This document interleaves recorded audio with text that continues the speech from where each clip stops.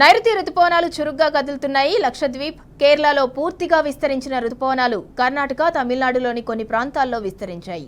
2 రోజుల్లో గోవా, మహారాష్ట్ర, ఆంధ్రప్రదేశ్లోని మరికొన్ని ప్రవేశించే అవకాశం ఉందని వాతావరణ శాఖ తెలిపింది. వీటి ప్రభావంతో రాష్ట్రంలో విస్తారంగా వర్షాలు కురుస్తాయని వాతావరణ నిపుణులు అంచనా వేస్తున్నారు.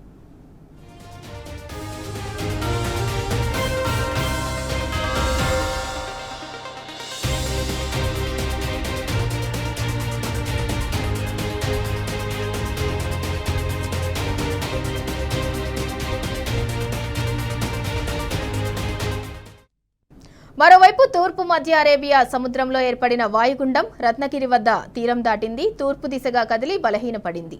రేపు పశ్చిమ మధ్య ఉత్తర బంగాళాఖాతం ప్రాంతంలో అల్పపీడనం ఏర్పడే అవకాశం ఉందని ఐఎండీ తెలిపింది.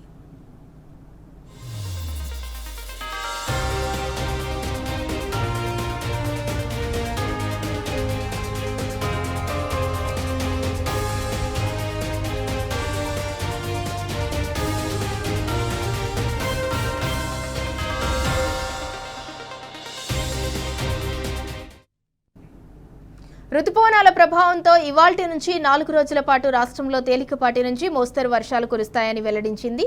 కొన్ని జిల్లాల్లో ఉరుములు, మెరుపులు, ఈదురుగాలులతో కూడిన భారీ వర్షాలు కురిసే అవకాశం ఉందని తెలిపింది. ఇవాళ, రేపు కొన్ని చోట్ల భారీ వర్షాలు కురవడంతో పాటు పలు ప్రాంతాల్లో పిడుగులు పడే అవకాశం ఉండటంతో ప్రజలు అప్రమత్తంగా ఉండాలని హెచ్చరించింది. ఈ మేరకు పలు జిల్లాలకు ఎల్లో అలర్ట్ జారీ చేసింది.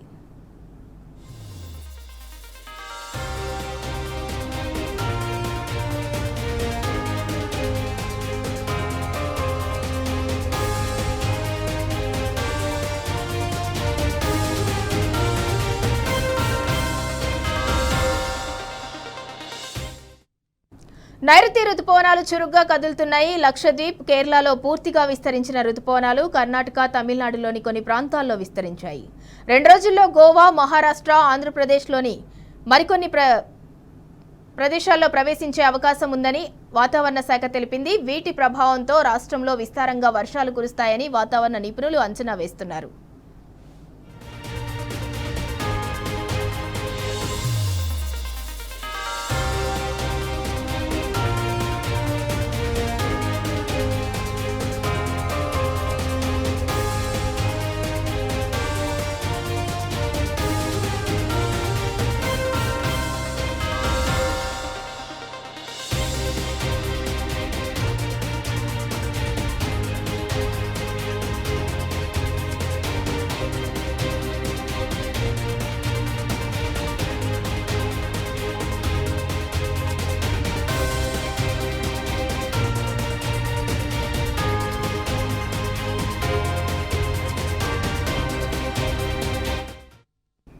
మరోవైపు తూర్పు మధ్య అరేబియా సముద్రంలో ఏర్పడిన వాయుగుండం రత్నగిరి వద్ద తీరం దాటింది. తూర్పు దిశగా కదిలి బలహీనపడింది.